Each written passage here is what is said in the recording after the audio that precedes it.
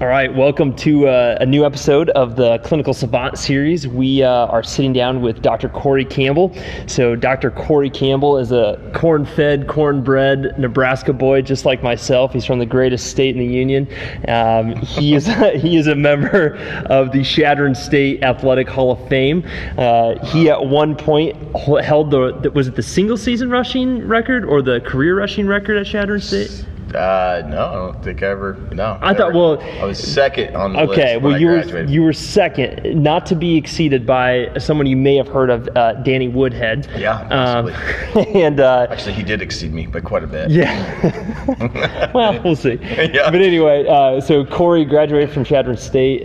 He's worked in basically every medical discipline that you can imagine. He went to Cleveland Chiropractic School, the greatest chiropractic school in the world, and he was a motion palpation rep there, where he and several of the other instructors now are together in the same time. He's now the vice president of the Motion Palpation Institute, owner of Omaha Spine Sport. He's got some exceptional kids that are going to exceed his athleticism pretty damn quick, which is the goal. Yesterday. And so Corey was actually my first glimpse into what chiropractic was, and so he was my first mentor before I even knew who Brett Winchester was. He was my first seminar, and so I'm forever indebted to Corey Campbell. So that was a really long intro, Wow. My little fanboy there. That was fantastic. So good research. Yeah. So anyway, Corey, this Gestalt Education Show is all about the things that make the experts the experts, and so you're regarded as one of the top adjusters in the profession in the world. And so, what are some of the things that you think have gotten you to the point of being exceptional with your hands, and what kind of separates you? I don't know if anything separates me. I mean, I think it's just like everything else. And like you said, I think one of the best things about the era that Brett and I came up in is that we only had motion palpation and ART, basically. That's all we had. And so it was really competitive just from a hand skill standpoint, from kind of that whole era that we came up in the chiropractic world, and we just kind of pushed each other. So I would say the one thing that pushes all greats is just being competitive, and that was a big part of it. Like, if there's something that Brett could do, that would drive me crazy, and I'd go home and work on it, or I'd read it, or whatever. It's the same with that whole crew of people that came up kind of at the same time. Sarah Mackey was one of those, Tobin Jensen. It was just a really competitive environment, and so if there's something that somebody else could do that I couldn't, it would eat at me until I could do it. And so I think that's part of it. I think that's part of it even today, even though I think the competition part of it changes. I think you compete against yourself, because like, I think one of my favorite Brett Winchester lines is, "There's no scoreboard in the office, in the clinic," and so like, you have to compete against different things. I think that's what drives all greats, is they're always competing against themselves, trying to get better in all different aspects of just being a good clinician and a good doctor. I think that's what drives everybody that's great. Well, I think now too, that one big difference is, Corey and I we would go to every city to literally follow an NPI, whereas I feel like now the current student, I'm not saying this is wrong, but you wait for something to come to St. Louis or Kansas City or Davenport, whereas in those hub cities, yeah, I don't know how many spine courses I mean, it would be 30, Yeah. It was ridiculous. I had a stack of those little things that they used to send us at the National University. I had a huge stack of them. It was literally it was like some people collect deer heads. I collected MPIs. Yeah, we would go. But it was cool because it was kind of like we look forward to it, because we go to Chicago or we go to Davenport, and we same people just in a different towns. It was kind of fun. It was very social. It was, yeah. We had a good time. It was a lot of fun. Yeah, absolutely. Or even the stuff that we don't ever talk about now, but I was telling Taylor some of our stories early on, our circus tricks, when we used to teach together, and pinky move, CT junction pinky moves, and as you get older, none of that even matters. But no. But I think like back in the day, I mean, that was kind of like something we all competed with, and it was important at the time. It doesn't Closing matter. the speeder boards down, hanging off of a rope. Yeah, yeah. But I mean, back to the point of like just being like crazy ass competitive to like make yourself like great at it. Yeah, we had people that you don't even probably know about, Rennie Russell and Bo Bryson. Like, we had a bunch of people that were just really good at what they did, and so it was like it was just a really competitive environment. And I think that's part of it for sure. Yeah. And we didn't have anything else. We didn't have anything to kind of like distract us from DNS, no FMS, none of this. Yeah. Because even the rehab stuff that Brett and I did after we graduated was very unorganized and kind of scattered, and none of it was compartmentalized like it is now. So we didn't have as much, and even when we did get it, it was just kind of, we didn't even know how to use it. It was. What do I do with this? Yeah. So let's maybe I'll add both you guys into this just for my own curiosity, but like let's expand on like the competition. So like, what are some ways throughout your day-to-day life that you find competition? And competition, Corey, has been in your nature, both your natures. You're both good athletes growing up. Like, where is that competitive nature now funneled into your day-to-day life? And maybe healthy versus, do you have any unhealthy competition? Like things like that, or Well, I don't think I have anything unhealthy anymore. I mean, I used to have plenty of unhealthy habits, but I mean like competition. Like that feeling of. It's funny because you kind of have to feed that constantly, and so it's always something else, whether it's doing some other new workout so that you're physically in shape, or if it's you go through the personal development part, where you just try to be a better human. Like, there's always little things that you work on, and I think the biggest thing with me is I have this routine that I just try to follow pretty much every day, and that helps kind of feed that constant growth. And I think that's what I chase more now than anything. Of course, I always have to have some sort of competitive something going on. Like, I coach wrestling now for the youth kids, and so that kind of feeds that or scratches that itch. So at least I get some of that, because I do like the coaching part of it now. But as far as like that type of environment, I think as you get older, and Brett can talk about this, like, we're not really competing against each other anymore. I mean, I think we kind of, and even just not even competing against having the bigger practice. I think everybody's kind of comfortable in their own skin, their own clinical acumen. Like, I think that part of it doesn't fuel me as much anymore, I guess. I still obviously want to get great clinical results, and I think that fuels me, but I don't really have any competition type of setting against other clinicians anymore, because now I'm kind of comfortable with where I'm at and what I do. Yeah, that's awesome.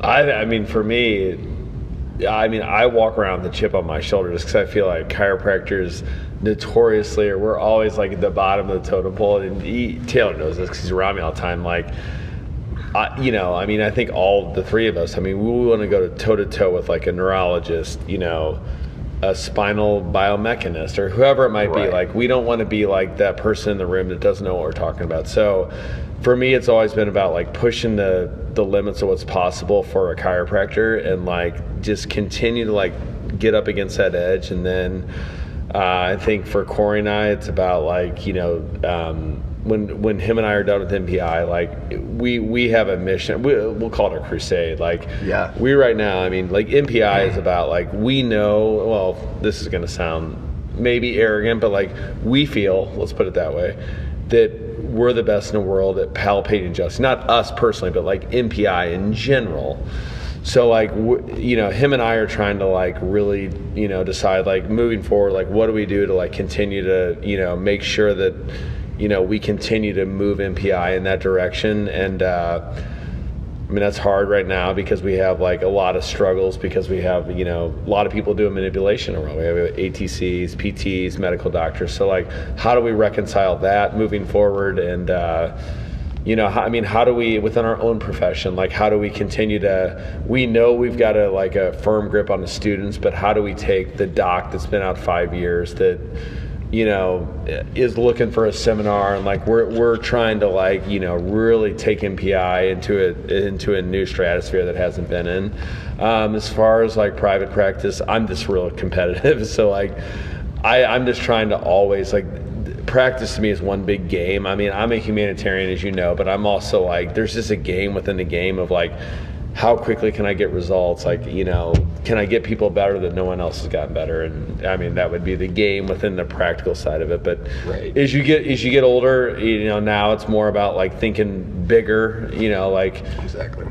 It's not about Corey Campbell or Brett Winchester at this point. It's about like, like MPI or like even the office where you're involved, obviously Taylor, but like, just at some point, like the individual stuff just gets out of it. It's just about like, okay, what can we do collectively to like just take this to a whole nother level? Right. I'd agree with that. And as far as the MPI thing, I agree with Mark or Brett, is that we're just trying to, it is interesting that we have a niche in the continuing education world of teaching palpation and adjusting when the whole profession is based on that, right? Like that's kind of weird to think that our niche is palpation and adjusting when that's what that's what you go to school for, right? And so like that's kind of weird to think, but it is, like Brett said, I think that's the biggest thing that kind of drives me now is for this group is to take this group and take it up obviously another level, kind of get it on par with some of the other things that are out there, create a bigger footprint so that we can influence more people. And I think we're the ones I think we're doing it the right way. Like I really do believe we're doing it the right way. And like to Brett's, it does sound a little arrogant, but we do have a really good product, and it's one that hopefully pushes the profession forward in the right way, and not just to yell and scream and come up with some flashy new thing that isn't at the end of the day isn't going to make a difference in anybody's lives. And so yeah, the MPI thing definitely still drives me for sure. Yeah, and I think too, I mean for us at least, it's been like, to me, like with our interns, and I just feel like MPI is kind of the bedrock for like a lot of like the greatness that's going on. Yeah. And there's lots of greats who didn't have an MPI background. I will be the first to admit that. But I feel like, I guess what Corey and I'd be proud about is like, I think like in the last 10 years, like the contemporary chiropractor who people are talking about, usually they've come through MPI, maybe they weren't a rep, but a lot of them were reps, or they like, we know them, they've been through our courses. And so, I mean, that's something that we're really, proud of, to be honest. Absolutely. So, Absolutely. Maybe talk about too, I mean, Corey, how do you describe kind of the path through, both you and Brett started teaching basically straight out of school, and kind of how that MPI model has changed, how the culture has changed, and, where it's at today and where's it going? Right. Well, I guess when we started teaching, it was kind of out of necessity, because when Mark took over the Motion Palpation Institute, there were a lot of instructors that left. Like it was kind of it was a weird time. It very much was teetering on not even existing anymore. And when Mark took it over, he basically kind of salvaged it, and he brought Brett and I on because he didn't have any other options. Honestly, like that was honestly the reason why. And now we have such a, like Brett said, you look at like our tree of interns and reps and people that have gone through our courses and have been reps for us in the past, like you. We just have such a good foundation of young clinicians out there that we can be a little bit more choosy and picky about who we bring on as far as instructors now. And I think the model has changed a little bit since Brett and I came on. We added the functional classes and things like that, and so we kind of expanded on what MPI was doing, which is the idea that Faye had from the beginning, was to have this growth mindset, always learning.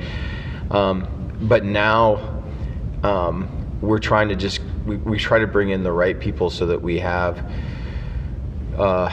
influence in kind of the younger docs, and again in the doctor part of it. That's our biggest challenge right now, is we have to have people that can reach the docs and not make them feel intimidated, because that was what MPI's problem was at the beginning.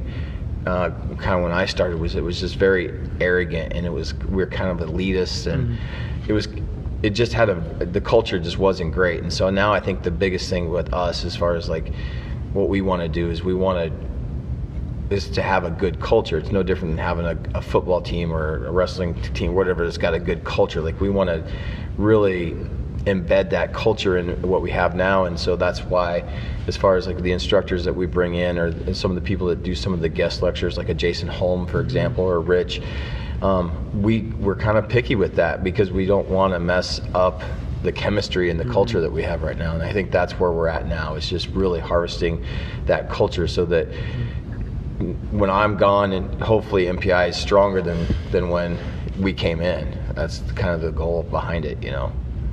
Even though Mark will never die, so I guess Mark will still be going. Yeah, he's still gonna be kicking. I mean, the hard thing too, I think, is like MPI like is right on the edge of, you know, chiropractic, but also like this evidence-based group. So like we have a lot of people in the evidence-based side who are like telling us that, oh, you can't palpate. There's no reliability on palpation. And I mean, I don't even know what to say to that anymore. Like, except for that it's just the biggest, nothing has derailed more chiropractic students than like that message, you know. So to tell me that I can't feel whether or not a joint's restricted is pure I don't even know. I mean, because if you don't know that, you don't even know what to adjust, you know. So let's just go there. You can't hear dog whistles. Yeah, so I mean, like, but unfortunately now, I mean, like, you know, we have students who like they listen to this, so they literally are like they go on a 3-year hiatus where they're confused and they don't know, and so palpation is a skill just like adjusting is, and I mean, if I didn't know how to palpate, I would have no idea what the heck I'm doing. Right. Zero idea. So like, you know, most of us are like all in the same in that like we were great adjusters from the beginning, but we were horrible palpators, you know, like so. Yep. At least that's my story, whereas like I could adjust things early on, but then what I had to learn how to do is I had to like almost backtrack and learn like really how to palpate well. And I mean, palpation's kind of become my gold medal now. Like, I mean, I mean, without the ability to palpate, I just don't even know.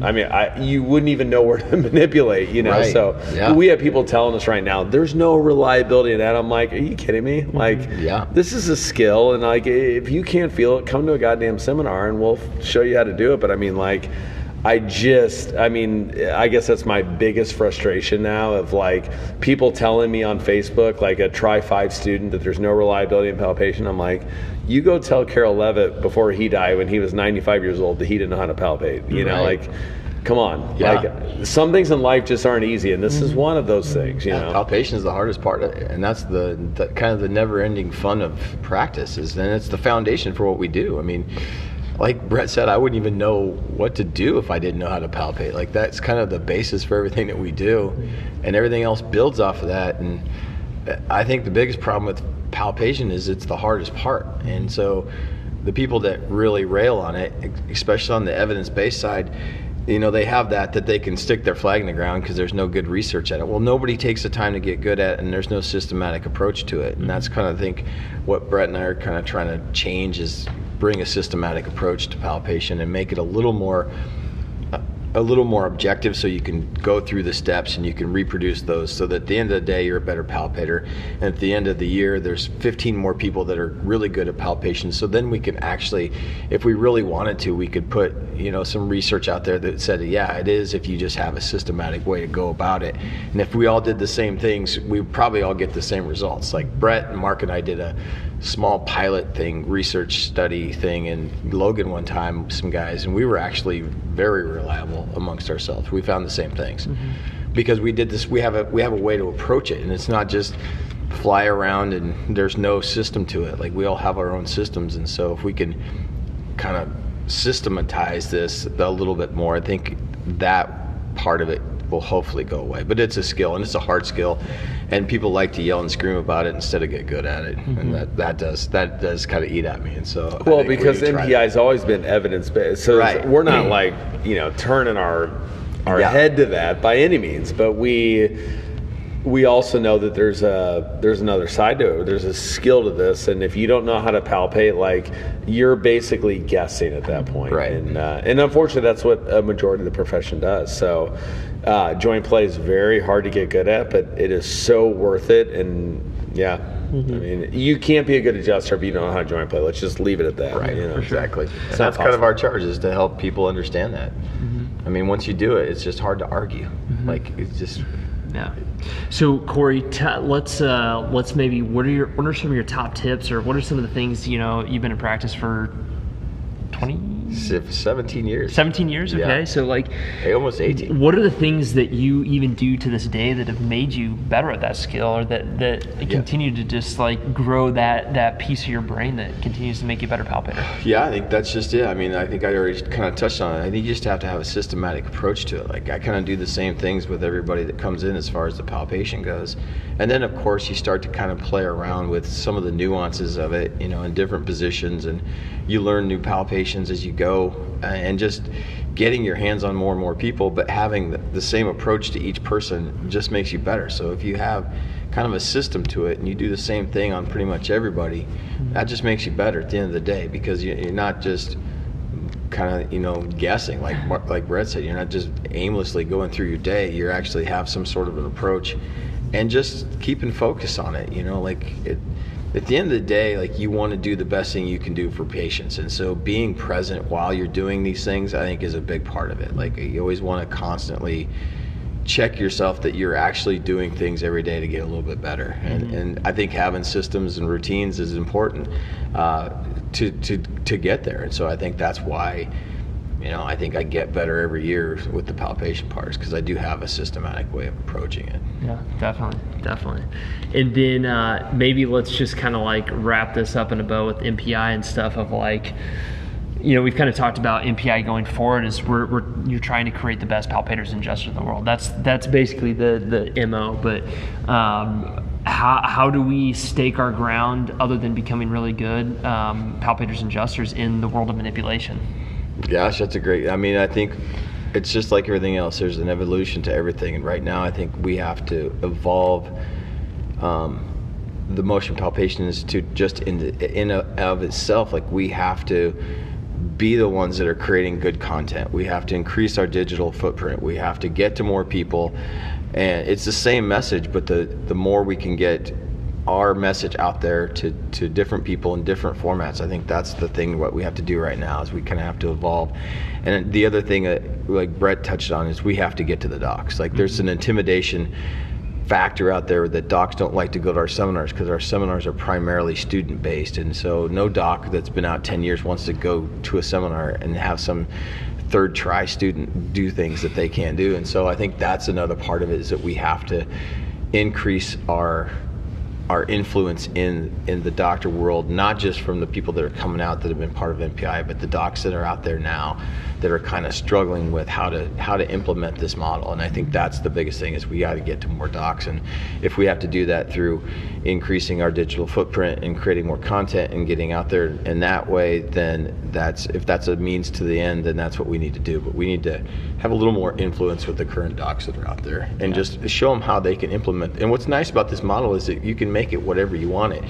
It's not like it's this, you have to completely take your practice apart and rebuild it. You can just start to implement these things in, right away, and start playing with them. It's not going to be easy, but it's going to be that kind of the keys to the castle that you've been missing, as far as like how to really kind of set the stage for the treatment plan for people. Because if you can't palpate, like Brett said, you don't really know what you're doing.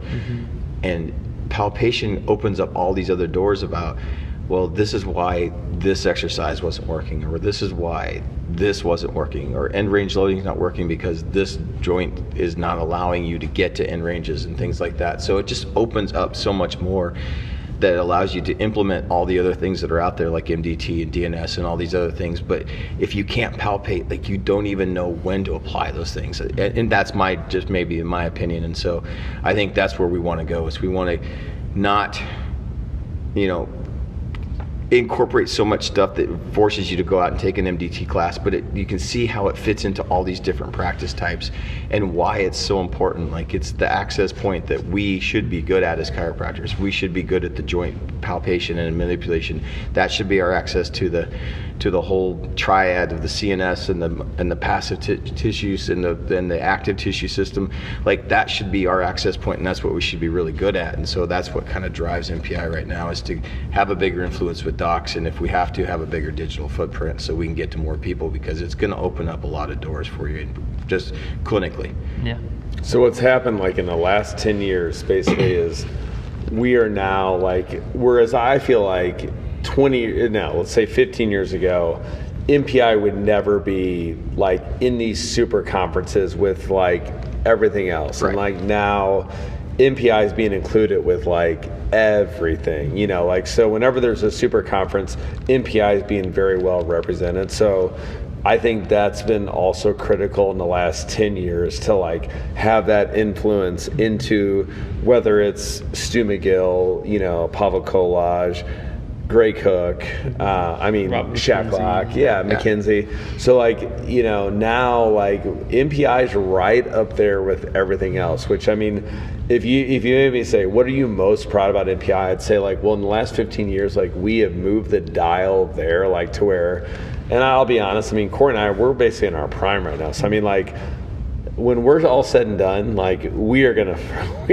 absolutely move this dial. I mean, so you know, because we have that in our mindset, and we know how important it is to like in the model of it. I mean, you know, whether it's MDT, DNS, neurodynamics, whatever it is, like at the end of the day, you still have to joint plan manipulate. And if you don't know how to do that, like you can still get great results, but I mean, you're going to run up against a patient who you don't have an option for because you're not good at that skill. Right. No, that's exactly right. Yeah.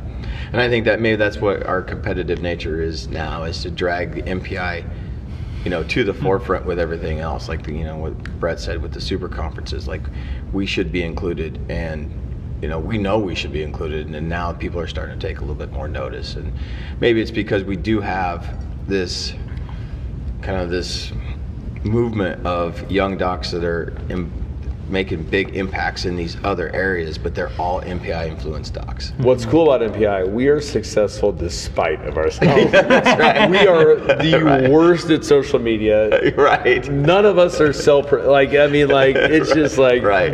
It's just kind of being successful just because it's that awesome and that powerful. I mean, we haven't built one single funnel, and we don't even know how to build a funnel. So. We funnel people to our classes in spite of social media. Well, I think like I've been lucky. This is the third weekend in a row that I've been able to travel with Brett in going to MPI sanctioned events and stuff like that. And so the thing that I've really like ignited my fire, because it's been a little while since I've been to an MPI course because of COVID and just being a new doc and stuff like that, is that being able to implement the concepts of motion palpation into whatever technique you want to call it. Yeah. Whether that's you're a gondroid, whether you even use activator. Yeah. I mean, it does not matter what your technique sphere is. Like motion palpation should.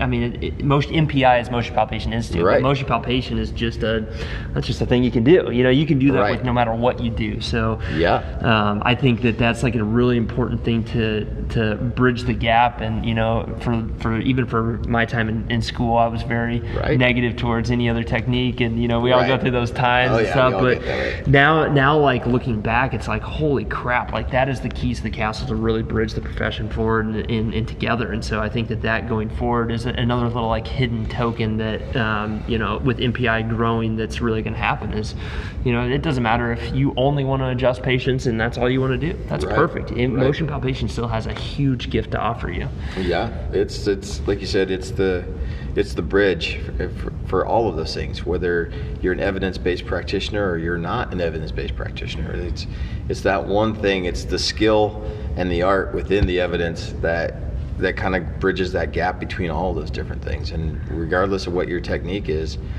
you know, if you can't palpate a joint, you really don't know what you're doing. And so it doesn't matter if you like us as instructors or not, or if you like the MPI classes or not, but it's very undeniable that if you can't palpate joints, you really don't know what you're doing. And it's that bridge that closes the gap with all those other techniques, and it kind of it allows you to be able to integrate those different techniques in a way that's very chiropractic friendly, efficient, and you can see a fair amount of patients in a day and make a professional living, and hopefully, you know, leave the profession a little bit better off than where you started at the end of the day, right? Absolutely. And then, I mean, like as far as like mastery goes, I mean, I guess my frustration is, you know, people take an NPI course as a student and then like we don't see them again. So like to me it's like you need to take an NPI course every year of your life throughout your career, because like I mean this is the bread and butter of what we do. And so NPI right now, I mean we're really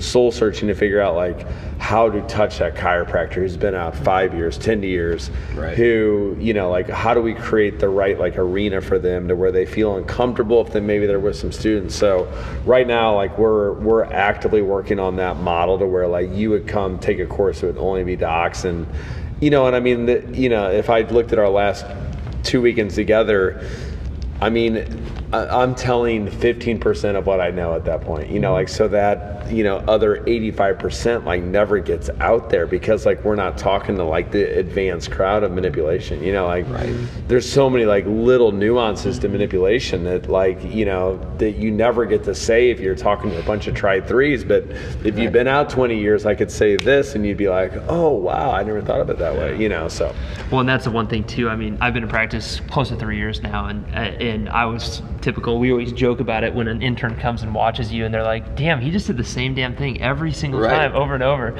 Little do you know, like the little nuances, the little changes you make in the palpations, the adjustments, stuff like that make the world a difference, because again, it comes back to the palpation. It looks easy and it looks really simple, but there's a lot to it. And I think that's a huge compliment though. If somebody watches you and you're just like, that wasn't all that impressive, like, you know.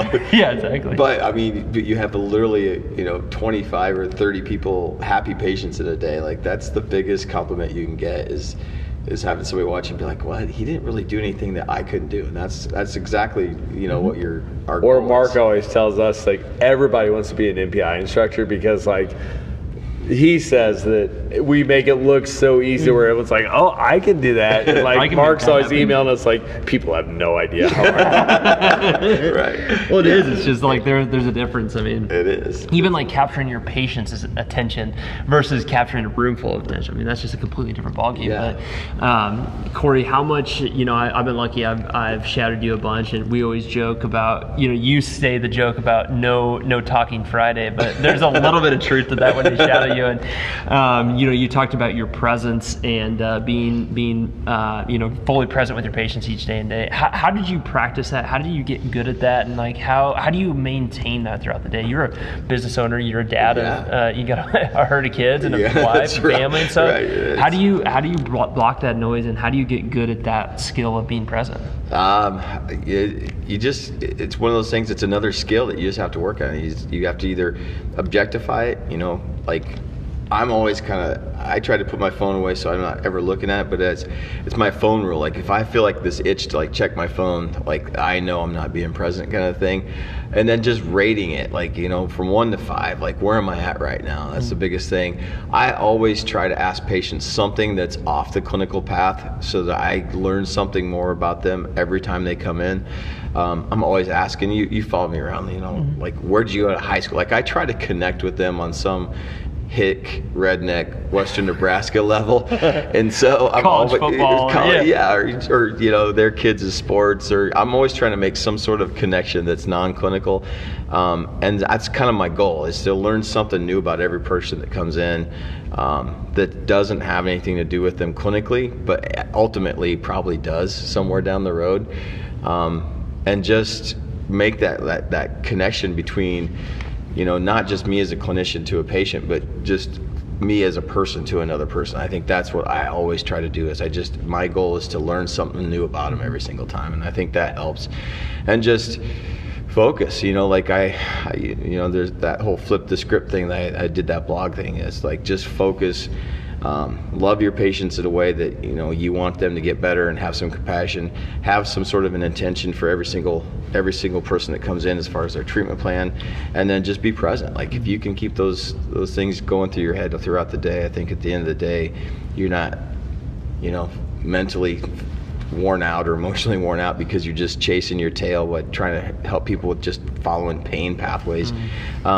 And so I think if you just keep those things in your head and just constantly remind yourself of that with every person and try to connect with them on a different non-clinical level, I think you can go a long way getting that presence. And just people, like, I think again, one of the biggest compliments, Eric Eisel, who works with Mark, said he had a patient that cheated on him, went someplace else, and came back. And the guy said, he's like, I didn't realize you were as good as you were. I just thought you were a nice guy. I think that's a huge compliment, Right. Like, and so, that's a huge compliment. Well, yeah, I mean, Brett and I always talk about, like, we would rather be called a minimalist than, that dude knew so much shit, and he gave so much shit to me. Like, I'd rather be known as a minimalist, just like you're talking about, right? Like, I never knew how good you were until. That's right. That's right. I remember following Eric around when I was a student. I was just like, this guy, like, he would remember things about somebody from 15 years ago, about some golf round that he played with somebody's aunt's cousin's sister,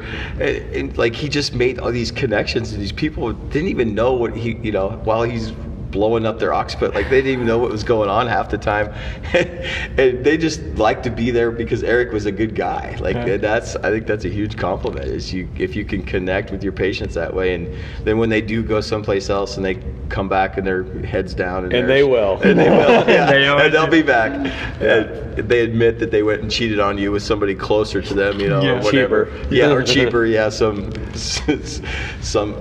Facebook ad that they found, whatever. Free exam. They got a free exam and X-ray and some laser therapy or something.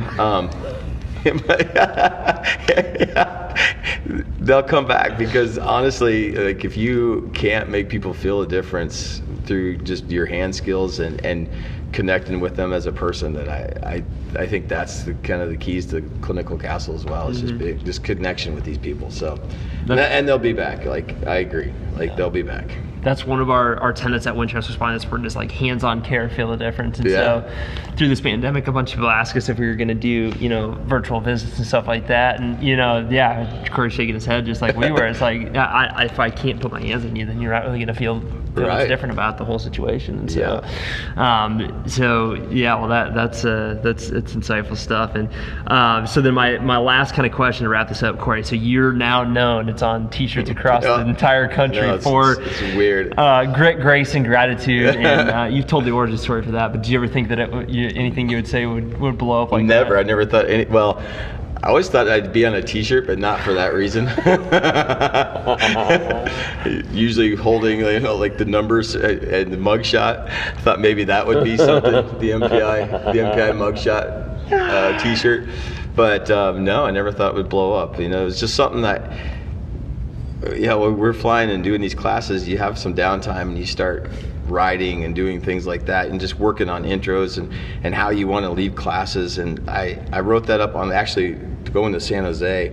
I was just writing it was going to be a blog, and it ended up being kind of my exit speech about, just trying to leave an impression as I'm walking out the door, not, in a good way.